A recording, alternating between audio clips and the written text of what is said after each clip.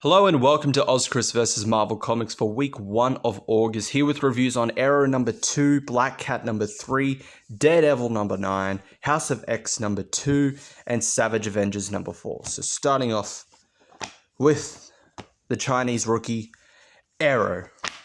Written by Zhao Lifen, art by Kang, cover also by Kang, I believe. Yes, cover by Kang.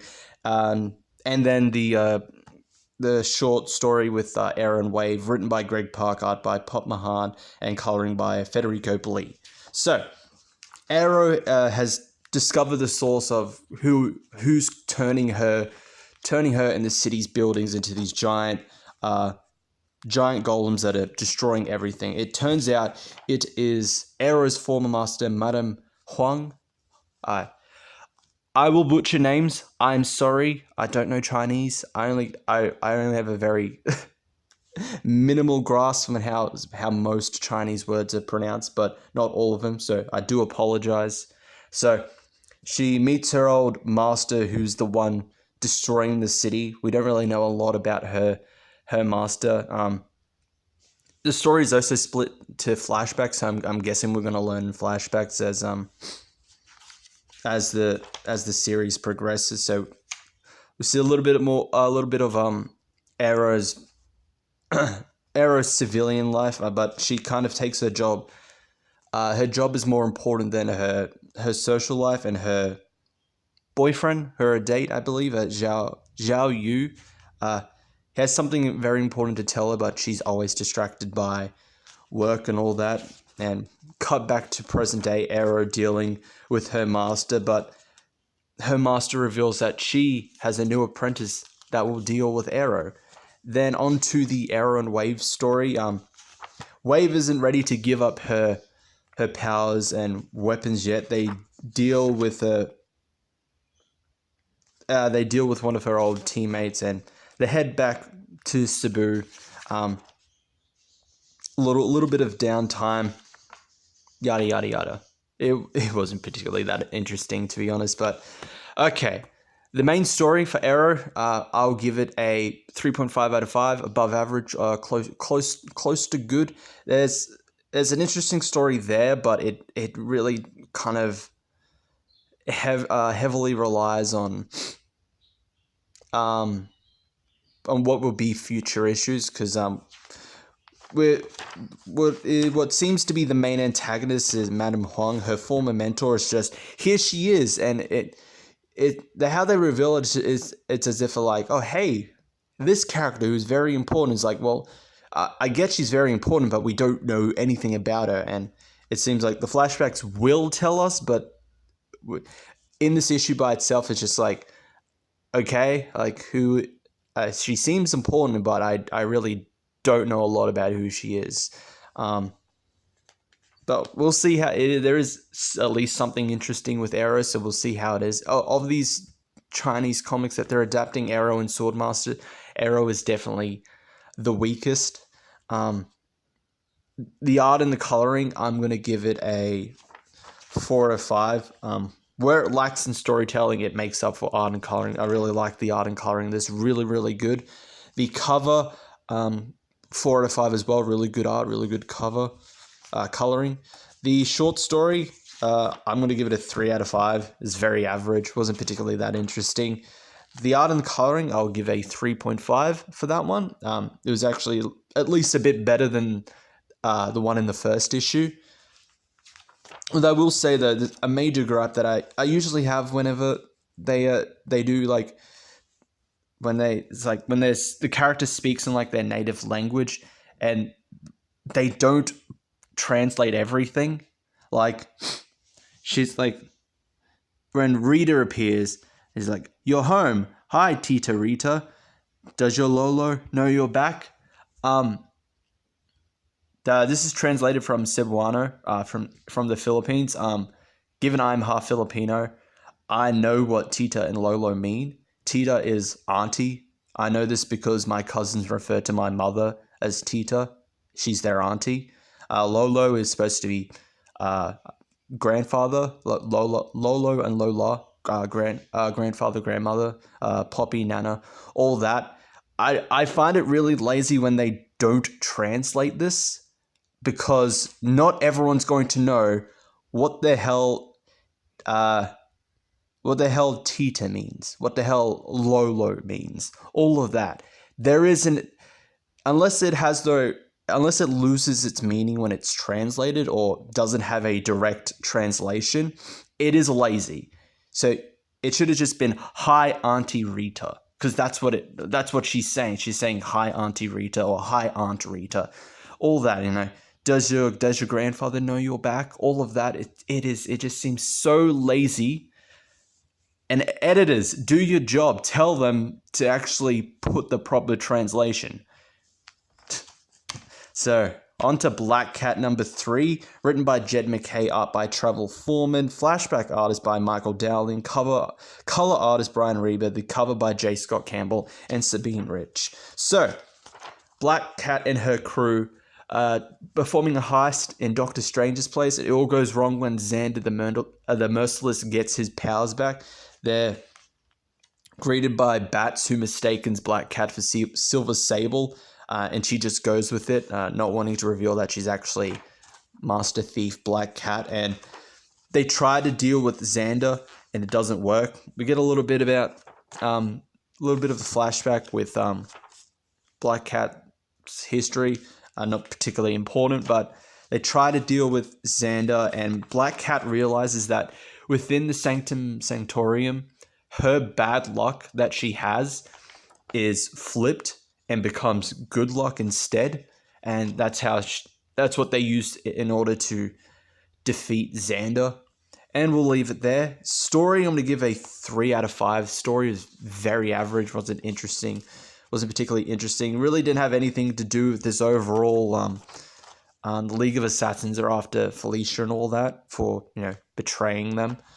The art and the coloring, I'm going to give a 2 out of 5. The art and the coloring is so fucking bad. It is, like, I put up on Twitter a screenshot of this. What the hell is this? I know what they were going for, but the art does not help with that. The art and the coloring, that is so goddamn bad. And I find it funny that they have a different artist for the flashbacks. Here, tell me, does it look any different? Does the art in the present day look any different than the art in the flashbacks? If you said no, you would be initially correct, but it's supposed to be 2 different artists. They look exactly the same. And I think also the coloring doesn't help either. The coloring doesn't make it distinct between the 2 artists.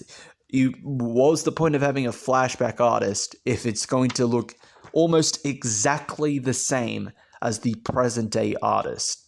It just seems lazy. It seems like Travel Foreman decided, I don't want to draw the flashback. Can you get someone else whose art looks like mine? It's just so lazy.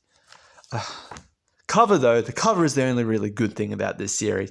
4.5 for the cover. Great, amazing looking cover by JSC and Sabine. Pretty much the cover is the only thing that's worth the price. But even then, don't pick up Black Cat. I am done with Black Cat after this one. It had an interesting story, but then it decides to do this, which is very average, just filler. And the art and just is so goddamn bad. So, sayonara Black Cat, you had a good run. So on to Daredevil number 9, written by Chip Zdarsky, art by Lalit Kumar Sharma, coloring by Java Tartaglia, coloring by Java Tartaglia, and the cover by Julian Totino Tedesco. So, Daredevil, after having a quick game of chess with Reed to ponder on the thought of, does God exist? He reunites with Mindy, and he's not particularly happy that he kind of got cornered into a messy situation given who her family is. And after church, he overhears that a father's son has gone missing. While all of this is going on, Detective Cole is is confronted by a group of dirty cops working for the Owl who want him out of the precinct. But Matt, hearing about the missing son, Leonard, decides to go, for the moment, go back into being a vigilante to save Leonard. And I'll leave it there. Story, I'm going to give it a 3.5 out of 5, above average, close to good. It was alright, it was very interesting. We're seeing Matt slowly starting to become Daredevil again, which I would think is really important given that the series is called Daredevil. It's not called Matt Murdock, defense attorney at law or whatever, but we're seeing the building blocks there. He's slowly becoming Daredevil again. The art and the coloring, I'm going to give a 4 out of 5. Really good art, really good coloring. The cover, I'm going to give a 3.5 out of 5. I'm not particularly a big fan of this art style, but it's an alright cover. On to House of X number 2, written by Jonathan Hickman. The art by Pepe Larraz, coloring by Marte Gracia, the cover by Larraz and Gracia. So, witness the life and times of a reincarnating Moira, which is pretty much his issue. We're witnessing her various lives having to deal with what the whole mutant dilemma, all of that, throughout the various different times in her reincarnation, having to prevent threats to mutants or trying to end mutants, all that, etc., etc. Like, for some instances, trying to prevent the creations of Sentinels, but it always seems to fail. Deciding to work with Magneto, and then Apocalypse, all of that leading up to not present day, what is going on with House and Power of X. So that is essentially what this issue was. So story, I'm going to give it a I'm going to give it a 3.5 out of 5. Above average, close to good. It is an interesting concept. I found it interesting, the whole thing, reincarnation thing with Moira, but it has nothing to do with the plot of House and Power of X that we know of. It really didn't progress it at all. The art and the coloring, I'm going to give a 4.5 out of 5. Really, really good art and coloring. The cover, I'm going to give a 4 out of 5. I think the art and coloring is really good, and I think it does kind of capture the whole reincarnation thing with Moira really well.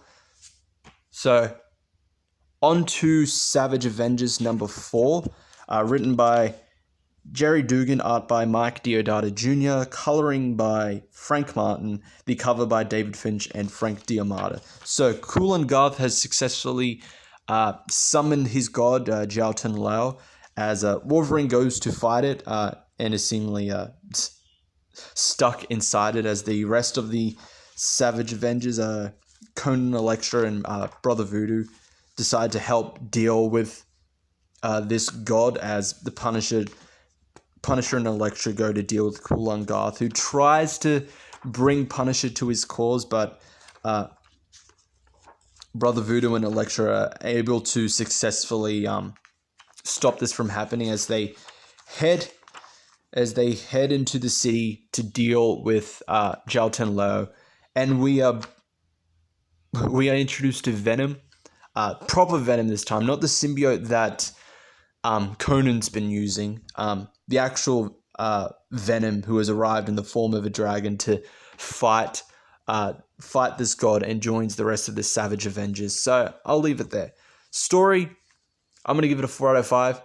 Really, really good, progressing really well as we head into the end game. All the major players are reunited together for the upcoming finale. Art and coloring, I'm going to give it a 4 out of 5. Really good art, really good coloring. The cover, I'm going to give it a 4 out of 5. Really good art, really good coloring. Although this really has nothing to do with the interiors. I would have liked to see this Punisher and Conan swapping weapons, fighting off against various members of the hand. But alas, we did not get it. So that is all for those 5 comics. It's a pretty lengthy review because of how many there were. Thank you all for watching. If you're new to the channel, leave a like, subscribe, hit the notification bell, all of that stuff. And I will see you all next time.